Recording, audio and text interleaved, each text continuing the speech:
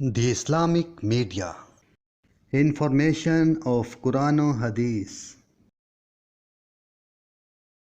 نبی کریم صلی اللہ علیہ وآلہ وسلم نے فرمایا، جو شخص رات کو بیدار ہو کر یہ کلمات کہے، لا الہ الا اللہ وحدہ لا شریک لہ لہ الملک ولہ الحمد وہو علی کل شیء قدیر، الحمد للہ وسبحان اللہ ولا الہ الا اللہ واللہ اکبر ولا حول ولا قوۃ الا باللہ، اور اس کے بعد یہ دعا کرے، اے اللہ میری مغفرت فرما، یا کوئی اور دعا کرے تو اس کی دعا قبول ہوتی ہے۔